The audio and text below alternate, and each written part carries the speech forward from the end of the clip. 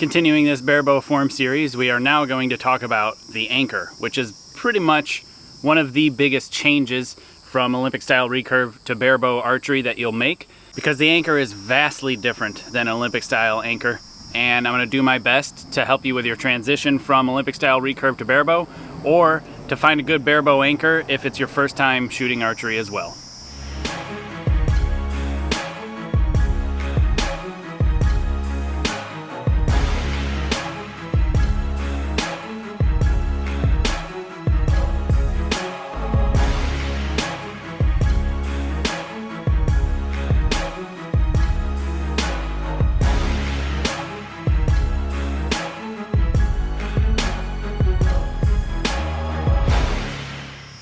So, forgive the slight delay in content that has basically hit this channel, as well as the change of scenery. If you haven't figured out yet, my wife and I have sold our house and we are in the process of moving. We have a quest to be debt-free, and with today's market, it's really going to help us get a leg up, and hopefully everything will work out just smoothly. But for the interim and short time being, there will be slight delays in content here or there. The scenery will be changing constantly. It is something for the better, and ultimately in the long run I'll be able to make better content for everybody to enjoy, so thanks for everybody's patience. So we are going to continue the Barebow form series and talk about anchor today. If you haven't seen the rest of the series explaining how to apply the KSL Shot Cycle or the NTS System to Barebow, I'll have links in the description below for the playlist, as well as a card at the top up there for you to check out in case you haven't yet. I would definitely start there if you haven't. And I will be making references to the previous videos from this video. So if I do, I will have links in the description below, and I'll try to put cards up at the top for you to click on in case you're interested and haven't seen that stuff yet. So within this series, we've already gone through stance, which is in the set position, posture, hook and grip, and then the position of set position, set up position, how to draw the bow back using angular motion, and now we've gotten to this point of anchor. So anchor itself is a relatively straightforward thing. Anchor is a simple thing to explain because an anchor is something that should be solid, something that anchors you to a place. So your anchor should also be solid too. So you really need just to have something that is repeatable and consistent and solid. Those three things are really all that's important. Where it is on your face, what you're touching is not really important, but I can tell you from experience that the more points of contact you have, the better. So yes, we have our finger contact on the string. We also will have our hand contact against our face. Ideally, that could be 3 points of contact, would be string on the tip of your nose, hand in the anchor in the jaw, and then potentially an inward-outward anchor as well. That would be the amount of pressure against your face or another spot that is touching you. So you have a vertical height reference, up and down, a forward to back reference, that would be the string, and then an in and out reference would be string alignment, but also head position relative to that, and the hand position against the actual face. So if you could have at least 3 contact points, that would be ideal. And speaking from Olympic style recurve experience, head position change up and down affects impact point vertically. Obviously, string angle, string alignment change affects impact points left or right. Obviously, anchor up and down affects impact points up and down. Forward to back anchors will affect impact points up and down, as well as left and right, because that therefore then changes the tune. And you can see how it can go really bad really fast if you don't have a solid anchor. So like I said in the intro, it's definitely one of the biggest changes as far as the positioning changes as goes from Olympic style recurve to Barebow, because with anchoring with Barebow, we anchor very different compared to Olympic style recurve. Specifically, we usually just anchor much higher up on the face. What this does is it actually brings your crawls, which is how far down the string you are crawling, to essentially get your sight mark, and it helps control how deep you go in the crawls if you have a slightly higher anchor. Essentially, what really needs to happen is for your very close targets, your arrow is going to be very close to your actual eye, and you will almost be looking down the arrow itself. So on the very, very close distances, if we had a very low anchor, we'd have a very deep crawl to get that arrow up very high towards our eyeball to be able to have a point of impact that is on very close when we are string walking.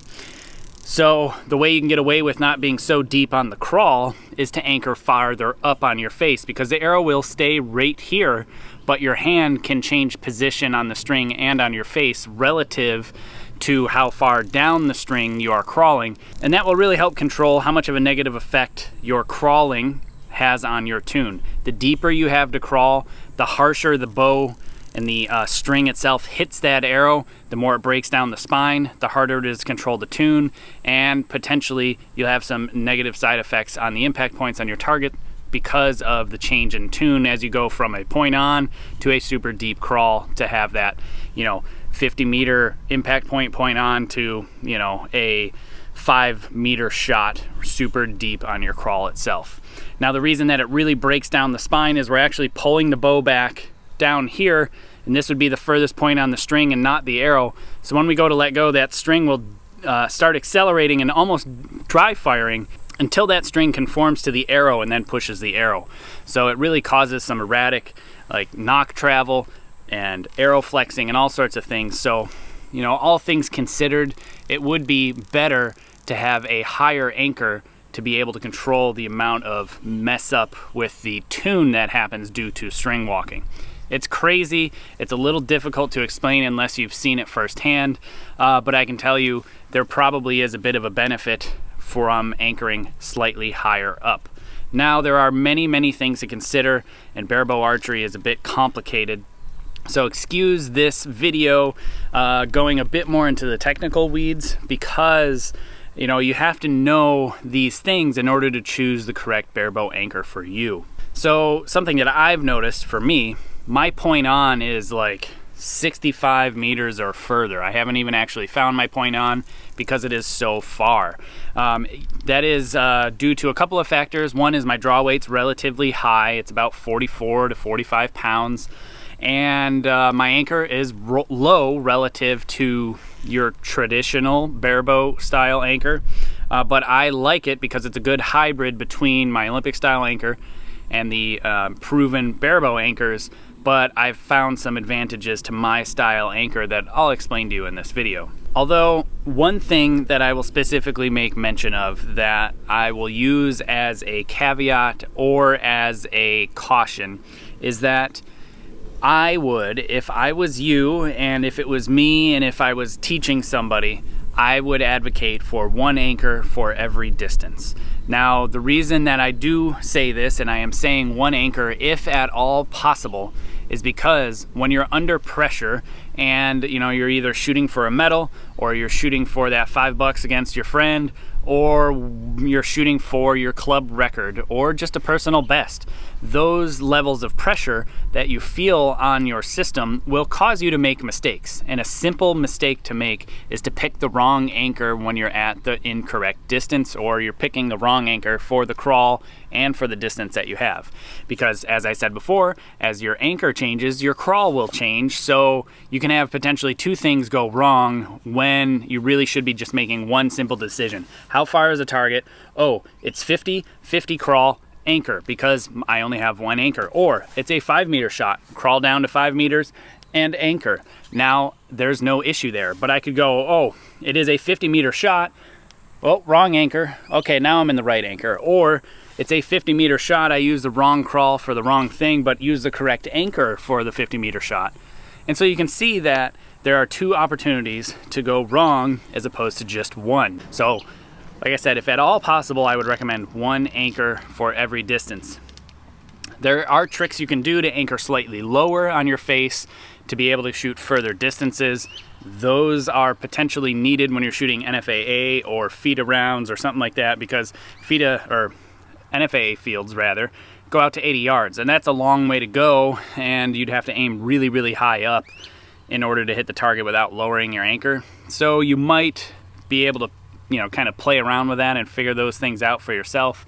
But like I said, in best case scenario, in an ideal world, I would say just use one anchor. So for me, what I really like to do is I take this part of my hand, kind of the crook between your thumb and your index finger right here on your hand, and I nestle it right back here behind my jawbone and hook it right here.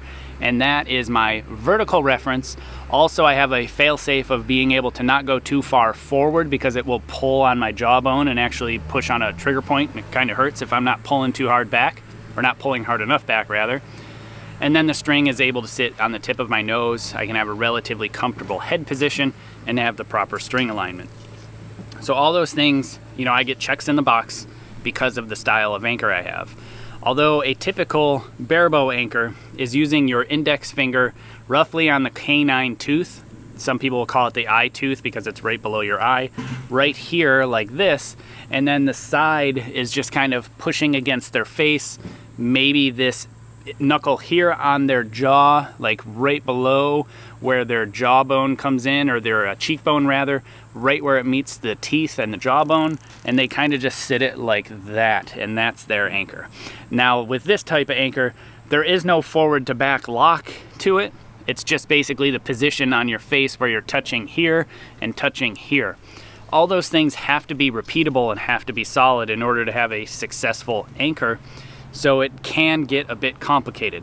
You'll notice that this video I have not mentioned anything that is a this is how you do it, because Barebow anchor is so subjective and there are so many options out there, and there's really no right or wrong. All I can tell you is, you know, the specifics of how to pick the best anchor for you. Again, solid, consistent, repeatable, and also having a vertical reference, a forward to back reference, and a in and out reference would all be important things. So if you can have all of those things and have checks in the box for all of those things, then your anchor is good enough. However, anchoring should, as I mentioned in the previous video on how to draw the bow back, I'll have links in the description below and a card at the top up there in case you haven't checked that out yet. But basically, I talk about how do not over pull to then relax into your anchor. You'll see many barebow shooters do a drawing style that is similar to this, where they pull the bow back and then they wrestle and come back in and settle down into their anchor, right? So they will overdraw to then settle back into it. And what that's doing is it's already setting the ball in motion for collapsing and plucking and creeping and all of those negative things that everybody talks about. So I would really avoid that at all costs if possible. So you should be drawing the bow back to your anchor and coming into anchor instead of drawing past your anchor to settle into the anchor. So that is definitely something that you should absolutely make sure you're not doing. In my opinion, I would never recommend that to anyone. And if I saw people and people who came to me for coaching or wanted coaching over the internet, I would absolutely recommend to never do that, and I would specifically advise against it. So the anchor position itself is up to you. Although the anchor that I use, like I mentioned, hooking behind my jaw and a little bit lower, it allows me to get into alignment. You know, we've talked about alignment a fair amount already in this video series and how important it is.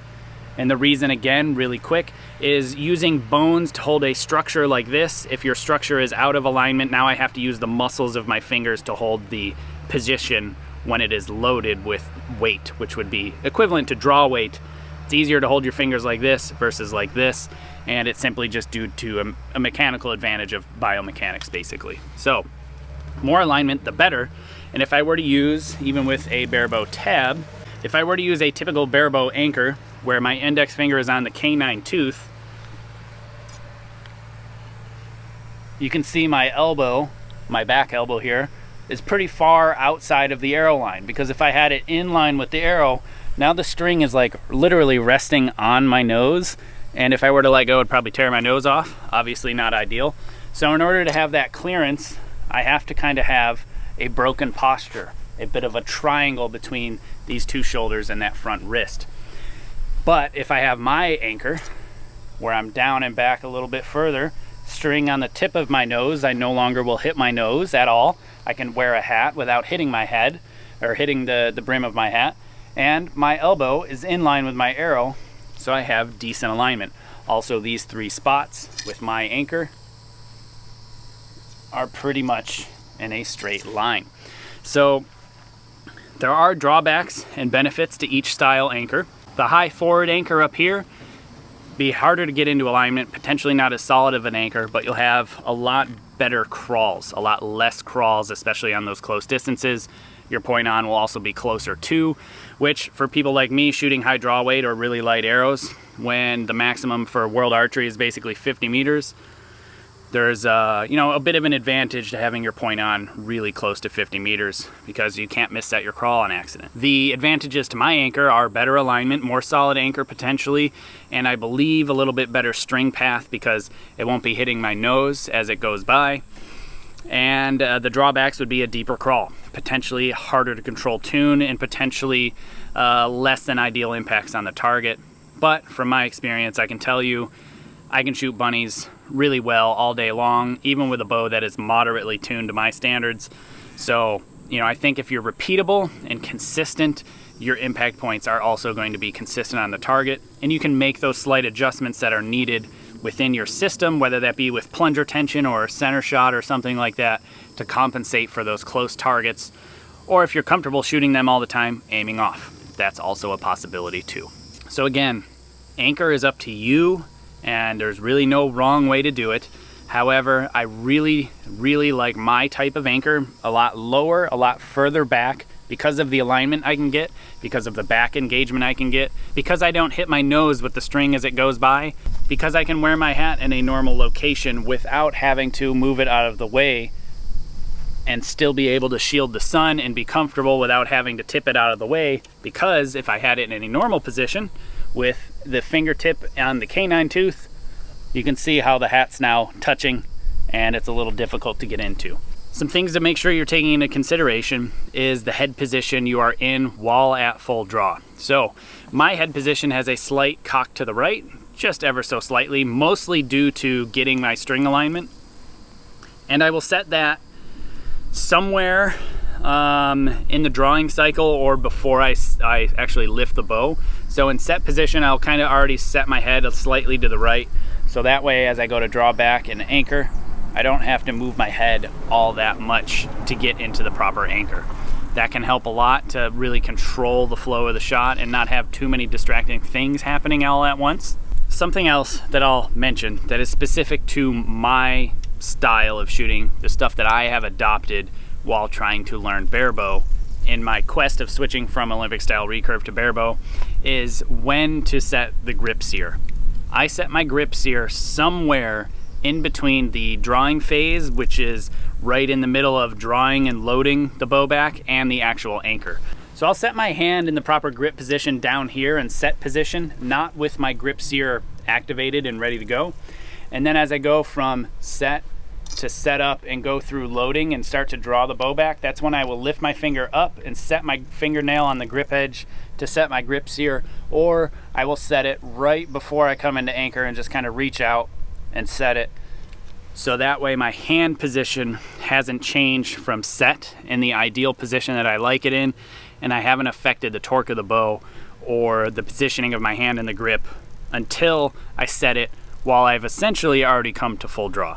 I think that that will really help with a lot of slight tension changes and slight confusions when applying a grip sear to barebow style archery. So if I was you, now is right about that time when I would start setting my grip sear. I'll do another video in the future about grip sear specifically, but I just wanted to make sure that I mentioned it within this video because it is an important detail, especially for myself.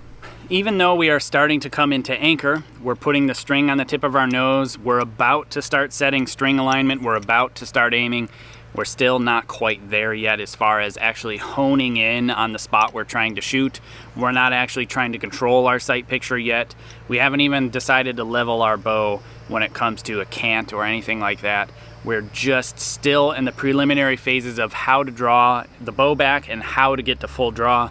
And this is really the last step that we come to right before we start to set all of those things like aiming and string alignment and all those extra little bits that are really needed to be hyper-focused just a little bit later in the shot itself. So we're not quite there yet, and I really can't stress that enough. Now is still not the point or the time to really start aiming yet. So as you can see, barebow style anchor really isn't very specific. There's not a ton of meat and potatoes in this video. It's more of a theory of what is important and things to potentially avoid. And there's really not much else I can say other than it's really up to you, but if you really keep those things in mind, that is repeatable, solid, and consistent, and if you can have something that has a vertical reference, a front to back reference, and a in and out reference, you've got a solid anchor, and really there's no reason to change it. But if you don't have all 6 of those things, I believe there is some room for improvement, and I would encourage you to play around with trying to figure out your anchor and trying to figure out what style works best for you. And again, if you can, try to have one anchor for all distances, and you'll have less problems down the road. Hey, thanks for watching. If you like this video, consider hitting the subscription button and the notification bell, as well as the like button. I would appreciate it. Also, please consider supporting my channel. If you head to my website, jakekaminski.com, there'll be info and links on Patreon, apparel, books, and equipment sales, PayPal donate button, a P.O. box to send things to, and above all else, please share this video because there's no better advertising than word of mouth.